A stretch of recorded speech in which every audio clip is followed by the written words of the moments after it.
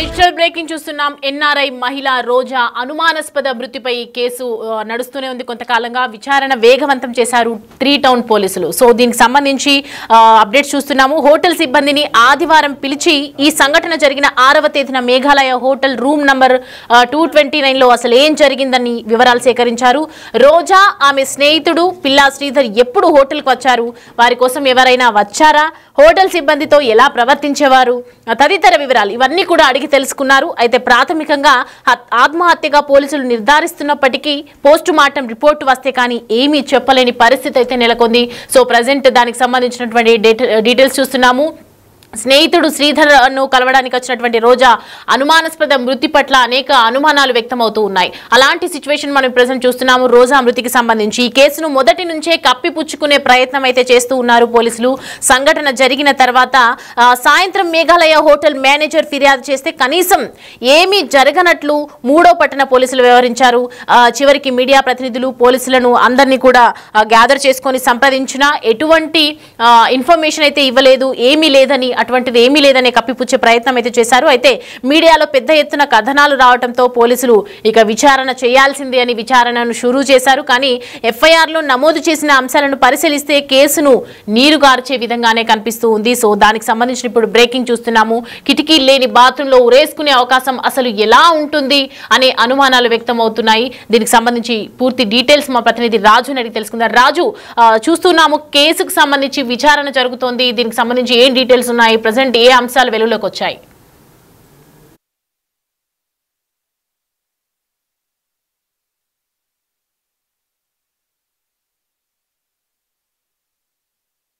రోజా కుటుంబ సభ్యులకు ఉన్నటువంటి అనుమానాలు, ఈ ఆత్మహత్య హత్య ఇది ఏంటనేది ఒక క్లారిటీ అయితే రాలేదు. కానీ ఎన్నో అనుమానాలకైతే రోజా చనిపోవడం అనేది ఇవాళ ఒక సంచలనంగా మారినటువంటి పరిస్థితి ఉంది.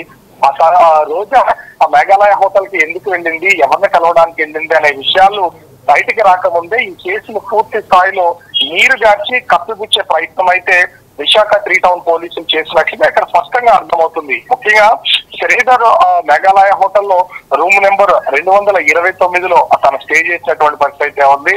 అతని స్నేహితురాలు ఆ రోజా అదే హోటల్ కి పోలీసుల లెక్క ప్రకారం, అదేవిధంగా ఆ మేఘాలయ హోటల్ మేనేజర్ ఫిర్యాదు చేసిన వివరాల ప్రకారం చూస్తే మధ్యాహ్నం 1:35 శ్రీధర్ ఆ రూమ్ లోకి అయితే వెళ్ళినటువంటి పరిస్థితి ఉంది. తిరిగి మళ్ళీ 3:30 శ్రీధర్ బయటకు వచ్చాడు.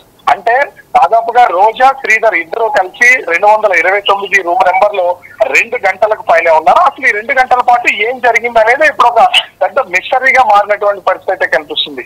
ముఖ్యంగా చూస్తే రోజా అదేవిధంగా శ్రీధర్ ఇద్దరు కూడా ఎన్ఆర్ఐలు, వాళ్ళు అమెరికాలో కొంతకాలం వైద్యులుగా పనిచేశారనేది తెలుస్తుంది. ఒక కేసు, ఒక ఆత్మహత్య జరిగిన, హత్య జరిగిన, ఒక క్రైమ్ జరిగిన తర్వాత ఆ క్రైమ్ కి సంబంధించినటువంటి వివరాలు బయటకు రావడంతో పాటుగా ఖచ్చితంగా పోలీసులు కేసు నమోదు చేసినప్పుడు వాళ్ళ ఆధార్, ఫోన్ నెంబర్ తో పాటు పూర్తి వివరాలను కూడా ఖచ్చితంగా నమోదు చేస్తూ ఉంటారు, వాళ్ళ ఫోటో ఐడెంటిటీ కూడా.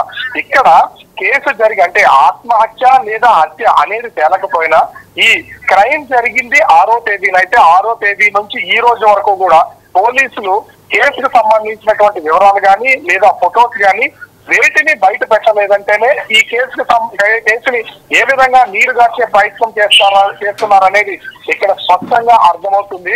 ముఖ్యంగా చూస్తే ఎన్ఆర్ఐస్ గా ఉన్నటువంటి వీళ్ళిద్దరూ కూడా ఆ గతంలో స్నేహితులుగా ఉన్నారు. ఆ స్నేహంతోనే అటు శ్రీధర్ కూడా, పిల్లా శ్రీధర్ అనే వ్యక్తి డాక్టర్ గా కొంతకాలం నుంచి అమెరికా నుంచి తిరిగి వచ్చిన తర్వాత హైదరాబాద్ లో కూడా తను ప్రాక్టీస్ చేస్తున్నారు. అదేవిధంగా విశాఖలో కూడా ప్రాక్టీస్ చేస్తున్నారని ఒక సమాచారం అయితే ఉంది.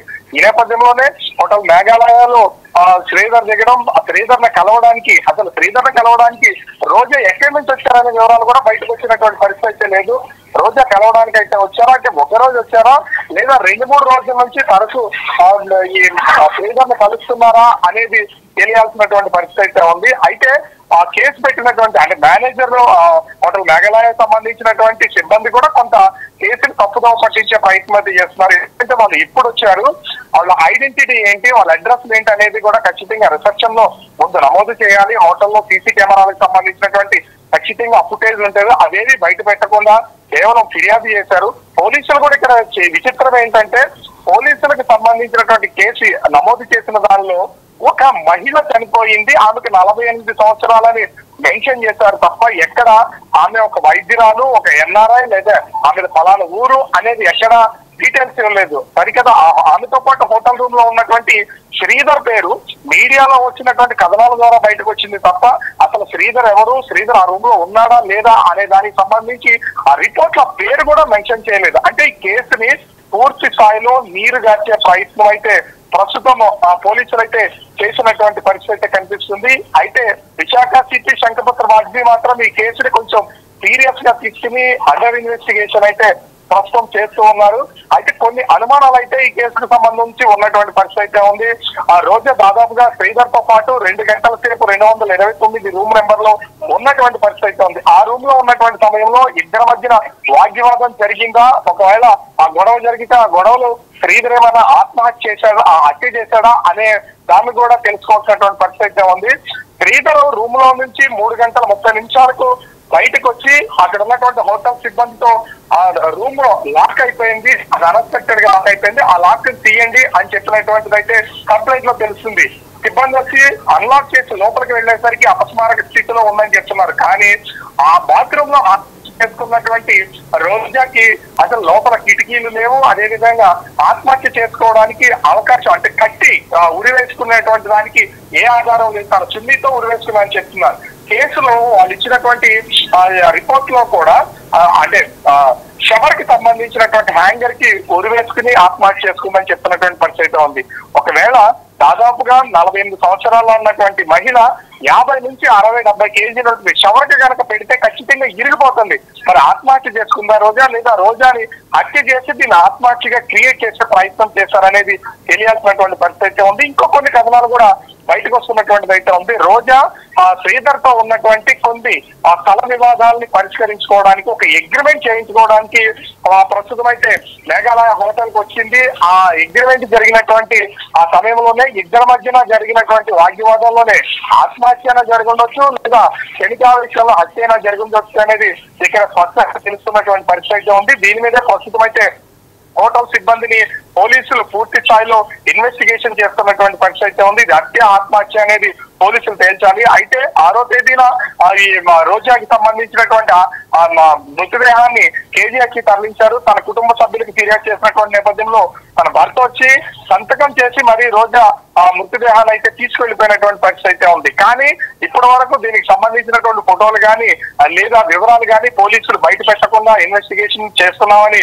కేసు నీరుగార్చే ప్రయత్నం చేస్తున్నారా ఏంటనేది అర్థం కావట్లేదు. ఎక్కడా కూడా డాక్టర్ పిల్లా శ్రీధర్ పేరును బయటకు రాకుండా అత్యంత జాగ్రత్తగా చాకచక్యంగా వ్యవహరిస్తున్నారంటే దీని వెనక ఏదో బలమైనటువంటి శక్తులు పనిచేస్తున్నాయనే అనుమానాలు కూడా వ్యక్తం అవుతున్నటువంటి పరిస్థితి ఉంది. మరి పోలీసులు ఈ కేసును ఏ విధంగా ఛేదిస్తారు, ఈ కేసుకు సంబంధించి అసలు నిందితుడు ఎవరు అనేది తేలుస్తా లేదా, రోజాది హత్య ఆత్మహత్య ఎందుకు కుటుంబ సభ్యులు కూడా ఇక్కడ ముఖ్యంగా చూస్తే తన ఊరిని వదిలి రోజా విశాఖపట్నం రావడం, విశాఖకు వచ్చి అక్కడికి పరిచయం ఉన్నటువంటి స్నేహితుడు రూమ్ కి వెళ్ళడం, అక్కడ జరిగినటువంటిది అగ్రిమెంట్లు జరిగాయా, ఇద్దరి మధ్యన వాగ్వివాదం జరిగిందా, ఏమన్నా వీళ్ళిద్దరి మధ్యన ఏమన్నా సంబంధం ఉందా అనే విషయాలు తెలియకపోవడంతో కుటుంబ సభ్యులు కూడా ఈ కేసును బయటికి తీసుకొచ్చి కుటుంబ పరువును పోగొట్టుకునే ఆలోచన చేయట్లేదు. కాబట్టి వాళ్ళ కుటుంబ సభ్యులు కూడా ముందుకు వచ్చినటువంటి పరిస్థితి లేదు. కానీ ఒక అమాయకమైనటువంటి మహిళ మృతి చెందినటువంటి నేపథ్యంలో ఈ కేసును పూర్తి స్థాయిలో దర్యాప్తు చేసి వివరాలు అయితే బయట పెట్టాల్సినటువంటి పరిస్థితి పోలీసులకు అయితే ఉంది. మరి ఇప్పటికే 3 టౌన్ పోలీసులు కేసు నీరుగార్చే ప్రయత్నం అయితే చేశారనేది ఇక్కడ స్పష్టంగా అర్థమవుతుంది. మరి పోలీసు ఉన్నతాధికారులు కేసు విషయంలో ఎలాంటి నిర్ణయం తీసుకుంటారు, ఎన్ఆర్ఐకి సంబంధించినటువంటి రోజా హత్య ఆత్మహత్య అనేది ఎలా తేలుస్తారా లేదనేది మాత్రం వేచి చూడాల్సినటువంటి పరిస్థితి కనిపిస్తూ ఉంది. Right, thanks for the updates రాజు.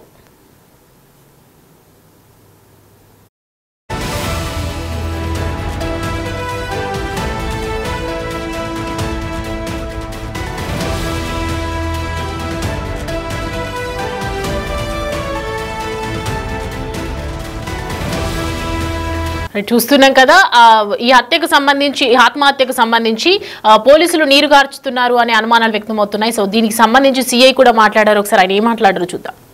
విశాఖలో మేఘాలయ హోటల్లో అయితే ఓ మహిళ అనుమానాస్పద మృతులు అయితే మృతి చెందని చెప్పచ్చు. ఈ నేపథ్యంలో ఈ కేసును పోలీసులు అయితే సవాలుగా తీసుకుని దర్యాప్తు చేస్తున్నారు. అసలు ఈ ఘటన ఎందుకు జరిగింది, అసలు హత్య ఆత్మహత్య అనే కోణాలు అయితే పోలీసులు దర్యాప్తు చేస్తున్నారు. సార్ చెప్పండి, అసలు ఈ కేసు ఎప్పుడు నమోదైంది, ఎప్పుడు జరిగింది, ఈ మర్డర్గా కొంతమంది చెప్తున్నారు. ఇది 6వ తేదీ మాకు ఇన్ఫర్మేషన్ వచ్చింది. అదే రోజు జరిగింది. అనుమానాస్పద మృతి అని మేము ఇమీడియట్గా కేసు రిజిస్టర్ చేశాము. ఇప్పుడు కేసు వేగంగా దర్యాప్తు చేస్తున్నాం. ఇంతవరకు అలిగేషన్ ఎవరు పెట్టలేదండి. మామూలుగా అన్యాచురల్ డెత్, న్యాచురల్ డెత్ 2 రకాల మృతి జరుగుతాయి. అన్యాచురల్ డెత్ అయితే హోమిసైడల్, యాక్సిడెంటల్, సూయిసైడల్ ఈ 3 రకాల జరుగుతాయి. అందులో ఇది సూయిసైడల్ అని ఊడి వేసుకొని చనిపోయారని మా ప్రాథమిక దర్యాప్తులో తెలుస్తుంది. ఇంకా కంప్లైంట్ ఎవరి మీద మాకు రాలేదు, కానీ మేము దర్యాప్తు మాత్రం చేస్తున్నాం. ఎఫ్ఎస్ఎల్ నుండి రిపోర్ట్ రావాలి, పోస్ట్మార్టం రిపోర్ట్ రావాలి. రిపోర్ట్ బట్టి ఫర్దర్ యాక్షన్ ఉంటుంది. మృతి చెందిన వ్యక్తి పేరు పూర్తిగా ఆవిడ పేరు రోజా అని తెలుస్తుంది. అలాగే అటువైపు శ్రీధర్. అసలు వీళ్ళిద్దరూ ఎవరు సార్? అది ఇప్పుడు దర్యాప్తు చేస్తున్నాం కాబట్టి ఇనిషియల్ డేస్లో ఇప్పుడు మేము డీటెయిల్స్ ప్రెస్తో షేర్ చేస్తే అది దర్యాప్తులో ప్రాబ్లం జరుగుతాయి. కాబట్టి మేము దర్యాప్తు చేసిన తర్వాత మీతో అన్ని ఇష్యూస్ షేర్ చేస్తాను, అన్ని విషయాలు షేర్ చేస్తాను. ముందుగా మీకు హోటల్ మేనేజర్ కంప్లైంట్ ఇచ్చారని తెలుస్తుంది. ముందుగా మాకు కంప్లైంట్ వచ్చింది, వెంటనే మా వాళ్ళు వెళ్ళారండి. డెడ్ బాడీ మాకు దొరికింది. తర్వాత మేము క్లూస్ టీమ్ కూడా పిలిపించాము, ఎవిడెన్స్ కూడా సేకరించాము. ఎటువంటి కేసెస్లో ఎటువంటి దర్యాప్తు జరగాలి అటువంటి దర్యాప్తు కూడా చేస్తున్నాం. ఒక మంచి టీం ద్వారా దర్యాప్తు చేయడం జరుగుతుంది. ఒకవేళ అలిగేషన్ వస్తే, ఎవరైనా ఆరోపణ చేస్తే ఆ విధంగా సెక్షన్ మార్చడానికి కూడా మేము సిద్ధంగా ఉన్నాం. వాళ్ళు ఎక్కడి నుండి వచ్చారు, హోటల్కి ఎప్పుడు దగ్గర ఏమైనా సమాచారం ఉంచారు? ఈ డీటెయిల్స్ అంతా అయ్యో దగ్గర ఉంటుంది, కానీ మేము అన్ని డీటెయిల్స్ సేకరించి వేగంగా దర్యాప్తు చేస్తున్నాం. అయితే ప్రస్తుతానికి మృతి చెందిన ఆవిడ పేరు పూర్తిగా రోజా అని తెలిసింది. వాళ్ళ బంధువులు కానీ ఎవరైనా వచ్చారు సార్? అటు బంధువులకు కూడా ఇన్ఫర్మేషన్ ఇవ్వడం జరిగింది, వాళ్ళు కూడా వచ్చారని తెలిసింది. వాళ్ళు కూడా ఇంతవరకు ఎటువంటి ఆరోపణ చేయలేదని తెలిసింది.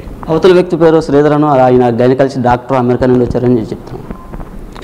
అదే డీటెయిల్స్, ఐడెంటిటీ పర్టికులర్స్ మేము ఇప్పుడు షేర్ చేయడం లేదు, ఎందుకంటే అది దర్యాప్తులో ఒక భాగం.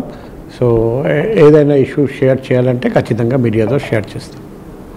ఇది నగర పోలీస్ కమిషనర్ శంకర్పాత బాగ్చి గారు చెప్తాను. పూర్తిగా అయితే కేసును ఇంకా ఇన్వెస్టిగేషన్ అవుతుంది. పూర్తిగా చాలా లోతుగా మేము దర్యాప్తు చేయడం. ప్రస్తుతం అయితే మేము అనుమానాస్పద మూర్తిగానే అయితే కేసును ఫైల్ చేసామని అయితే చెప్తున్నారు. కెమెరా పర్సన్ రామతో నాయుడు, బిగ్ టీవీ విశాఖ నుంచి. రైట్, సిఐ మాటలు వింటున్నాము. ఈ కేసుకు సంబంధించి దర్యాప్తు కొనసాగుతూనే ఉంది. నిజానిజాలన్నీ బయటకు తీస్తూ ఉన్నాము. అసలు విశాఖ ఎన్ఆర్ఐ రోజా మృతి కేసుకు సంబంధించి ఏం జరిగింది, ఆ రోజు హోటల్లో ఏం జరిగింది, మేఘాలయలో ఈ నెల 6న హోటల్లో ఏం జరిగింది, ఎలా మృతి చెందింది అనే విషయాల గురించి ఖచ్చితంగా ఆరా తీస్తున్నామని చెప్తున్నారు.